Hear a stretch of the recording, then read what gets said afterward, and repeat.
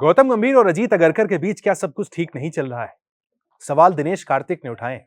हम सवाल नहीं उठा रहे हैं। उनका कहना है शायद यहाँ पर थोड़ा सा फ्रिक्शन देखने को मिल रहा है अजीत अगरकर और गौतम गंभीर के बीच। Ajit Agarkar long term planning देख रहे हैं कि भविष्य की एक टीम तैयार कर दी जाए, जबकि गौतम गंभीर शायद सोच रहे हैं कि पर मैच यानी हर मैच हर सीरीज के हिसाब से किस तरीके से जो आने वाला मैच है इसे जीता जाए।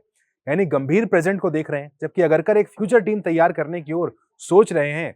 इसी को लेकर शायद अगरकर और गौतम गंभीर के बीच कुछ मतभेद भी है, क्योंकि हम सब ने देखा अजीत अगरकर हमेशा टीम के साथ ट्रैवल करते थे, लेकिन इस टूर पर वो टीम के साथ नहीं है। प्रज्ञान ओझा बल्कि सिलेक्टर की कमेटी से कोई गया है तो प्रज्ञान ओझा वहां पर टीम के साथ नजर आते हैं।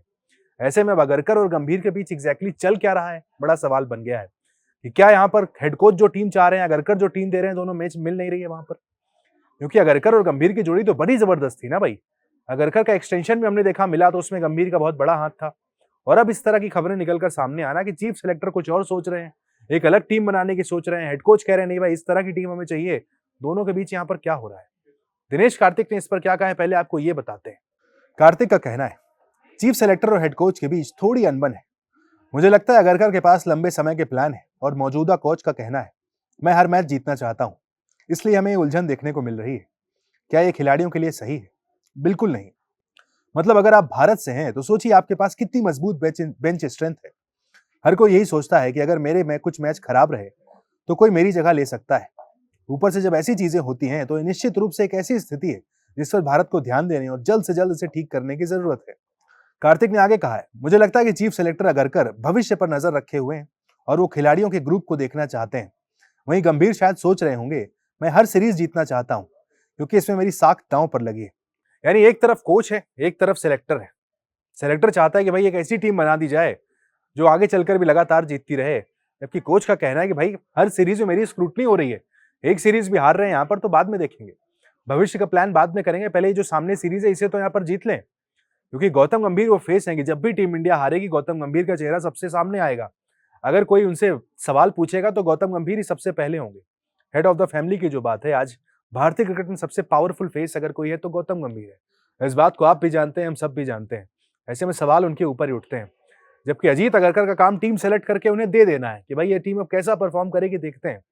लेकिन जैसा दिनेश कार्तिक कह रहे हैं कि टकराव सही नहीं है, क्योंकि अगरकर जो सोच रहे हैं, गंभीर अगर वो नहीं सोचेंगे तो यहाँ पर बात बिगड़ सकती है। क्योंकि अगर अगरकर एक लॉन्ग टर्म टीम देख रहे हैं तो युवाओं को देखेंगे कि भाई इस तरह के खिलाड़ी जो हमें अगले 5-6 साल तक लगातार रिटर्न दे सकें।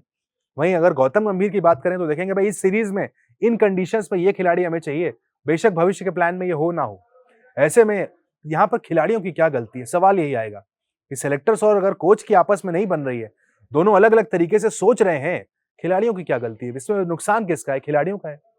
आप एग्जाम्पल के तौर पर देखें यशस्वी जायसवाल, आज की तारीख में दुनिया के हर क्रिकेट एक्सपर्ट्स कहते हैं कि खिलाड़ी 3 फॉर्मेट प्लेयर है, लेकिन जायसवाल इंडिया के लिए सिर्फ एक फॉर्मेट खेलते हैं, वो है टेस्ट क्रिकेट। वनडे क्रिकेट में आप उन्हें खिला नहीं रहे।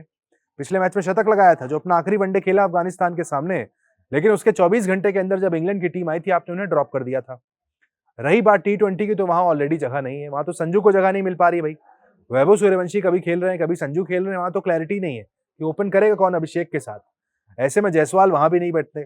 तो ऐसे में जायसवाल की क्या गलती भाई? अगर टैलेंट है आपके पास, तीनों फॉर्मेट अगर आप अपने करियर की 24, 25, 26 साल की उम्र में नहीं खेलेंगे तो कब खेलेंगे? तो ऐसे में अब सवाल ये उठता है कि सेलेक्टर्स और कोच के बीच क्या यहाँ पर बीसीसीआई आमने सामने बैठकर कुछ बात कर सकता है? क्या बीसीसीआई के सेक्रेटरी देवजीत सहकिया एक तरफ गौतम गंभीर एक तरफ अजीत अगरकर को बैठाकर बात करेंगे कि भाई क्या चल रहा है एग्जैक्टली?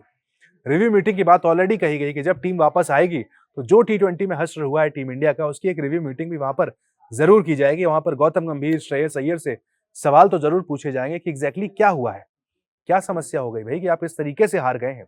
ऐसे में कोच वर्सेस सेलेक्टर वाला जो मुद्दा है, उम्मीद है यहां भी उसको सुलझा लिया जाएगा और टीम इंडिया एक बेहतर डायरेक्शन में काम करती हुई नजर आएगी।